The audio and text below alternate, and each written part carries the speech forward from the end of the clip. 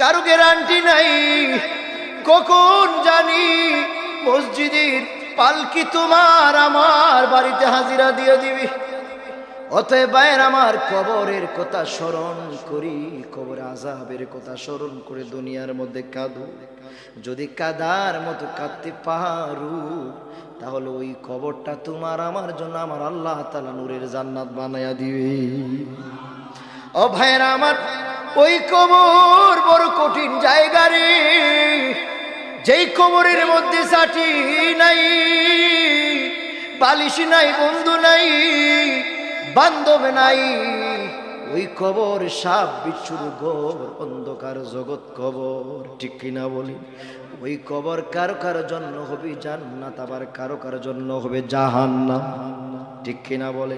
ও ভাইয়েরা আমার, অতএব জাহান্নামের আগুন, কবরের আগুন দুনিয়ার কোনো পানি দিয়া, দুনিয়ার কোনো আলো দিয়া, দুনিয়ার কোনো বাতাস দিয়া, দুনিয়ার কোনো পাথর দিয়া জাহান্নামের আগুন, কবরের আগুন নিবানো যাবে না।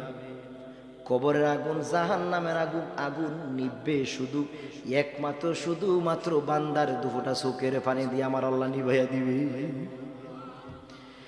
জাহান্নামের আগুন মাবুদ সইতে পারব না,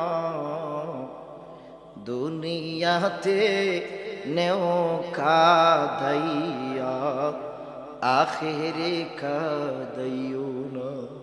আমরা দুনিয়াতে কাঁদতে চাই, আখেরাতে কাদার জায়গা নয়। আখেরাত হলো সুখের জায়গা রে ভাই। এই জন্য আমার আল্লাহ তাআলা বলে, বিসমিল্লাহির রাহমানির রাহিম,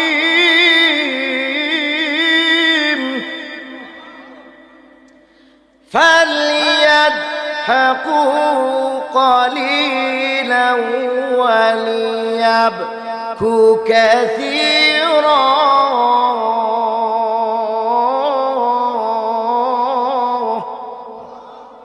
আল্লাহ তাআলা বলেন, বান্দা তুমি দুনিয়ার মধ্যে বেশি বেশি করিয়া কাঁদো, কম কম করিয়া হাসো, কিন্তু আমরা দুনিয়ার মধ্যে বেশি বেশি করিয়া কাঁদি না, বেশি বেশি করিয়া হাসি। ঠিক কিনা বলেন? ও ভাইরা আমার, দুনিয়াটা হচ্ছে কাদার জায়গা। যদি কাঁদতে পারো তাহলে ওই কাদার কারণে তোমার জাহান্নামের আগুন, কবরের আগুন আমার আল্লাহ তাআলা নিভাইয়া দিবে। তুমি আর আমি তো ভাই সাধারণ মানুষেরই।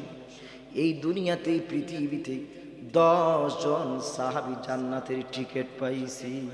কয়জন? একসাথে কোন? 10 জন সাহাবী জান্নাতের টিকিট পাইছেন। এর মধ্যে একজন সাহাবী ছিলেন হযরত ওমর রাদিয়াল্লাহু তাআলা। দুনিয়ার মধ্যে জান্নাত